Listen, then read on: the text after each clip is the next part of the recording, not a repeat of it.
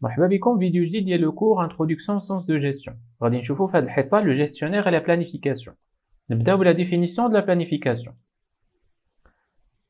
La planification consiste à déterminer de quelle façon les ressources d'une entreprise seront utilisées pour obtenir les résultats désirés. Il permet de choisir entre plusieurs la meilleure option qui permettra d'atteindre l'objectif de la façon la plus efficace. هي تحديد la planification هي تحديد كيفية استخدام موارد الشركة لتحقيق النتائج المتفق عليها. هي ايضا كتسمح بالاختيار من بين بزاف ديال الخيارات الافضل فيهم اللي غيمكنهم من تحقيق الهدف باكثر الطرق فعاليه. Pourquoi planifier؟ دابا خاصنا نعرفوا علاش كنخدموا لا بلانيفيكاسيون.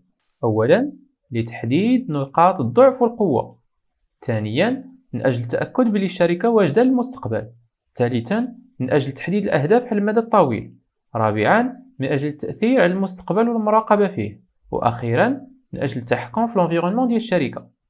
ندوزو دابا لي ديمارش دو لا بلانيفيكاسيون. خاصنا نعرفوا بلي التخطيط كيتكلف به الاداره العامه اللي هي اعلى سلطه في الشركه اللي كتحط الخطوط الكبيره اللي كتحدد الاتجاهات اللي غتمشي فيهم الشركه. من بعد كيتم تقسيم هذه الخطوط العريضه لخطوط في كل قسم من الشركه على شكل استراتيجيات.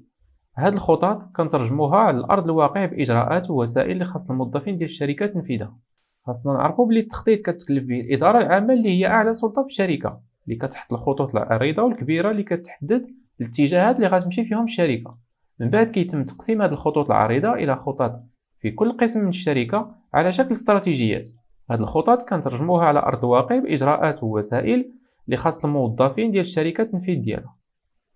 هاد عمليه التخطيط ما كتمشيش في اتجاه واحد، ولكن بالعكس كاين مجموعه ديال لي زيتيراسيون ذهابا وايابا بين الاداره العامه والمستويات الدنيا في الشركه اللي حتى نوصلوا للصيغه المناسبه. ممكن نلخصوا لي ديمارش دو لا بلانيفيكاسيون في هذا لو شيما سويفون. كما كنشوفوا كاينه لا ميسيون هي اول حاجه، من بعد لا ديتيرميناسيون دي زوبجيكتيف، من بعد لو شوا دي استراتيجي اللي ils se définissent en politique. هاد لي بوليتيك نيسيسيت دي بودجي يعني دي ميزانيات باش يتنفذوا. دابا نشرحوا لي نوسيون كلي ديال هاد لو شيما. نبداو بلا نوسيون دو ميسيون. هي ببساطه الجواب ديال علاش تكريات الشركه. هاد لا ميسيون ما كتعنيش فقط الخبره العاليه والمهارات الدقيقه، ولكن ايضا القيمه اللي كتوفرها المنتجات للزبناء. ناخذ امثله لميسيون شركات عالميه. مثلا ديزني لا ميسيون ديالها هي rendre les gens heureux يعني جعل الناس سعداء. نايك لا ميسيون ديالها هي apporter inspiration et innovation à tous les athlètes du monde يعني جلب الابتكار والالهام لجميع الرياضيين في جميع انحاء العالم. ندوزو دابا لا نوسيون دوبجيكتيف. فريق كرة القدم كيهدف للفوز بالبطولات. الرياضي اللي كيشارك في الالعاب الاولمبيه كيكون الهدف ديالو الفوز بالميداليه الذهبيه. كيهدف الطالب للنجاح في الدراسه ديالو الى اخره. خاصنا نعرفوا بلي الهدف او l'objectif ماشي حلم، ولكن des fins qui visent l'activité، une source de motivation أي مصدر للتحفيز، une force motrice يعني قوة كتحرك كل العاملين داخل الشركة باش يخدموا في نفس الاتجاه. كل هدف كيتكون من 4 المكونات اللي هما un attribut، une échelle de mesure، une norme et un horizon temporel. ناخذ مثال باش نفهمو أكثر. مثلا atteindre un taux يعني هو l'échelle de rentabilité اللي هي l'attribut de 20% يعني une norme d'ici 2 ans le temps.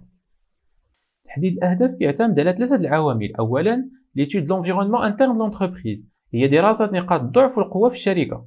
ثانيا l'étude de l'environnement externe اللي هي دراسة الفرص والتحديات de l'environnement. وثالثا l'aspiration du dirigeant هي دراسة تعامل المسيرين مع les risques. Un bon objectif doit être smart. شنو كتعني smart؟ S هي سبيسيفيك يعني محدد ودقيق. M كتعني mesurable يعني ممكن الحساب ديال التقدم ديال لوبجيكتيف. ثالثا atteignable ممكن التحقيق ديالو. réalisable متناسق مع توجهات الشركة. et temporel يعني عنده أجل محدد باش يتحقق. ندوزو دابا لا نوسيون دو استراتيجي. الاستراتيجي هي المسار اللي كديرو الإدارة باش تحقق الأهداف طويلة الأمد ديالو. La stratégie se concrétise sous plusieurs formes. اولا لا سبيسياليزاسيون هي نوع من الاستراتيجيه اللي كتركز فيها الشركه الموارد والخبره ديالها على نشاط واحد. مثال شركه كتصوب غير الاحذيه والالبسه الرياضيه بحال نايك. ثانيا لا ديفيرسيفيكاسيون، هي نوع من الاستراتيجيه اللي كتكون فيها الشركه متواجده في اسواق وانشطه مختلفه، وهذا الشيء باش تفرق المخاطر. مثلا شركه بولينا متواجده في صناعه الاغذيه الزراعيه وكاينه حتى في السياحه. ثالثا لينوفاسيون، هي استراتيجيه كتستمر فيها الشركه في تطوير منتجات جديده اللي كتمنحها ميزه تنافسيه اللي كنسميوها بالفرنسيه لافونتاج كونكورونسيال. رابعا اليونس اي كوبيراسيون، هي الاستراتيجيه اللي كدير فيها الشركه اتفاقيات مع شركات اخرى، والهدف يقدر يكون مالي او لتوزيع المخاطر ولا لتطوير تكنولوجيا مشتركه. مثال ديال الشراكه بين الشركتين دانون وديليس. اكيزيسيون، هي استراتيجيه شراء الشركات الناجحه اللي كتخدم اما في نفس القطاع او في قطاعات مختلفه. كتشكل لا بوليتيك واحد النهج اللي كتبعو الشركه للتعاون مع موقف او حل المشكله. Une bonne politique a un ensemble de caractéristiques. أولا مرتبطة بأهداف الشركة. ثانيا كيفهموها الأشخاص اللي كيطبقوها. ثالثا المرونة الكافية باش تخلي المجال للموظفين باش يبدعوا. رابعا مكتوبة معبرة بوضوح. وأخيرا مستقرة ولكنها قابلة للتغيير.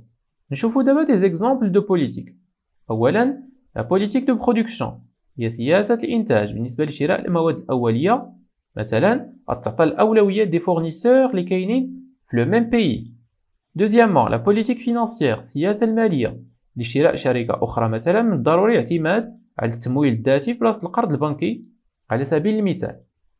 بوليتيك كوميرسيال، السياسة التجارية، خاص تركز جهود المبيعات مثلا على منطقة الدار البيضاء الكبرى بحيث هي أكبر مدينة في المغرب، وهذا الشيء من أجل زيادة حجم المبيعات بنسبة 5%.